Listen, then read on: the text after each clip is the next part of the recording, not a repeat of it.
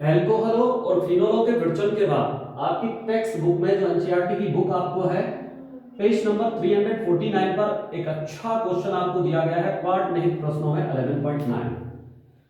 सबसे पहले क्वेश्चन को ठीक प्रकार से पढ़ लेना जरूरी है। क्वेश्चन क्या है, ये कह रहा है दर्शाइए, ठीक है, कि मेथेनल पर उपयुक्त ग्रिग्नार्ड अभिक्रमक से, यानी मेथेनल की ग्रिग्नार्ड अभिक्रमक से अभिक्रिया करानी है। तो आप अपनी मेमोरी में जाएंगे तो आपको ध्यान आएगा कि मेथेनल पर ग्रिग्नार्ड अभिक्रमक की अभिक्रिया के द्वारा प्राइमरी अल्कोहल आपको प्राप्त होते थे।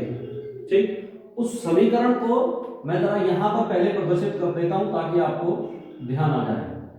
हमें क्या करना था, मेथेनल लेना था। मेथेनल का formula HCH double bond O, this is methanal. Methanal की ग्रिग्नार्ड अभिक्रमक फॉर्मूला RMgX के साथ अभिक्रिया कराई।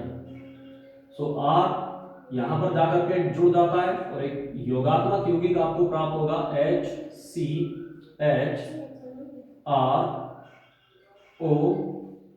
ROMgX, ये यौगिक आपको प्राप्त होगा। अब हम क्या करते हैं, इसका जल अपघटन करते हैं। ये मीडिएटेड यौगिक होता है, थोड़ी देर के लिए बनता है। तो जल अपघटन पर यहां से बॉन्ड ब्रेक हो जाएगा, हाइड्रोजन इधर चली जाएगी और हमें क्या प्राप्त हो जाएगा, HCHR,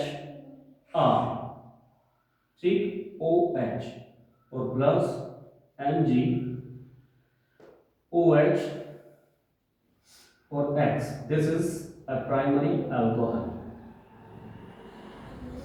ये हमें एक प्राइमरी अल्कोहल का फार्मूला प्राप्त हो गया और इसको आप इस तरह से भी डिनोट कर सकते हैं RCH2OH, ये यौगिक हमें प्राप्त हो गया। तो आपने क्या किया, अगर मैं सिंपली जाऊं तो HCHO की अभिक्रिया RMgX से कराई, ठीक है, तो इनका परिवर्तन किसमें हो गया, RCH2OH में हो गया, प्राइमरी अल्कोहल में हो गया।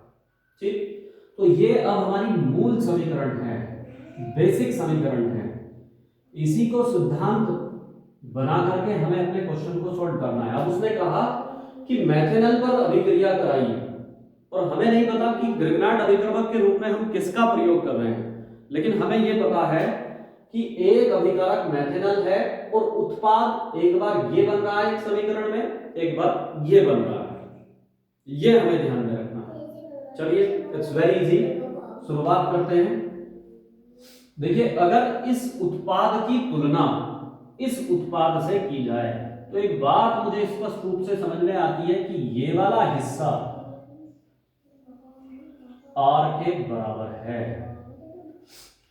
इसी प्रकार से अगर इस उत्पाद की तुलना इस उत्पाद से की जाए तो मुझे यह समझ में आता है कि ये वाला हिस्सा R के बराबर है। ठीक, अब मेरे लिए काम आसान हो जाता है।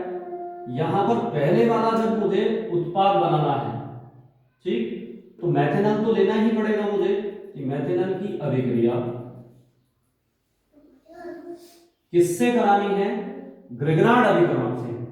कौन से ग्रिग्नार्ड अभिक्रमक से, जिसमें R ये हो जाएगा, जैसे CH3 CH CH3, clear, MgX।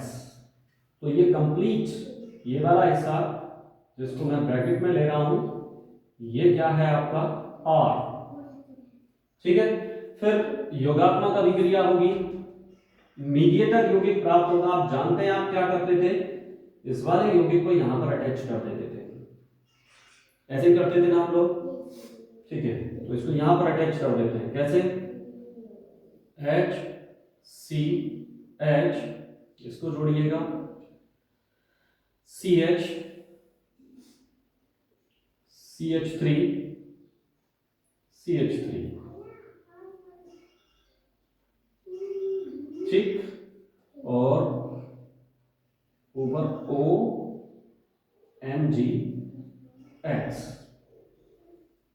कुछ खास नहीं किया हमने, R को मूलतः जहां हम पहले वाले समीकरण में बेसिक इक्वेशन में जोड़ रहे थे वहीं पर हमने जोड़ा, फिर इसका जल अपघटन करा दिया। जल अपघटन कराने पर आप जानते हैं कि बॉन्ड कहां से क्रैक होगा, यहां से, और इसको यहां पर जोड़ दीजिएगा, तो यौगिक क्या प्राप्त हुआ, ये रहा, स्पष्ट आपको दिखाई दे रहा है CH3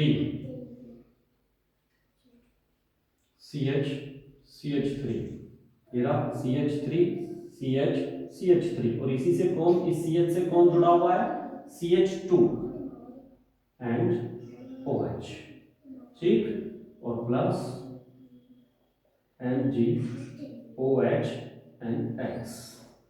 नाम लिखना चाहें 1 2 3 कार्बन होने के कारण इसको क्या कहा, प्रोपेन, और पहले पर और है लेकिन दूसरे पर कौन है, मेथिल संधि है, तो ये उत्पाद में था। आप देखेंगे कंपेयर अगर आप दोनों की करें तो बेसिक इक्वेशन से बिल्कुल मिलती जुलती है, मूल समीकरण आपको अगर ध्यान है तो आप आसानी से कंप्लीट कर सकते हैं। दूसरी समीकरण अगर मैं लेकर के चलूं, फिर वही मेथिनल की अभिक्रिया मुझे करानी है, किससे करानी है,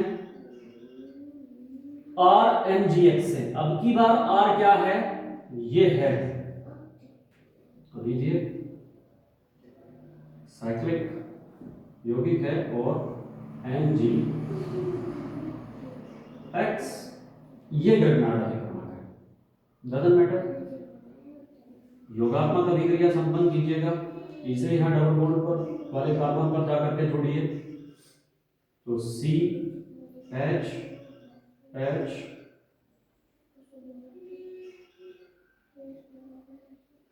ठीक, और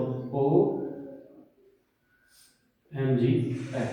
अब क्या करें, पुनः जल अपघटन कराइए, बॉन्ड तोड़ दीजिएगा, हाइड्रोजन यहां दीजिए, और यौगिक आपको क्या प्राप्त हो गया, ये प्राप्त हो गया, that is CH2OH plus MgOH and X। आप देख रहे हैं चाहे समीकरण में पहले वाली की बात करूं या दूसरे वाले की, लेकिन अगर आपको मूल समीकरण बेसिक इक्वेशंस अगर आपको आती हैं तो आप इनको आसानी से कंप्लीट कर सकते हैं। मैं पहले से कहता आ रहा हूं कि जो जर्नल समीकरण होती हैं उनको स्पेशली लिख लिख करके अभ्यास आप करें, और फिर जो उनके एग्जाम्पल्स होते हैं हर एग्जाम्पल को कम से कम 2 से 3 बार आपको लिख लिख करके प्रैक्टिस करनी है। तो इट्स वेरी इजी क्वेश्चन, आप आसानी से अगर प्रैक्टिस करेंगे तो कर सकते हैं।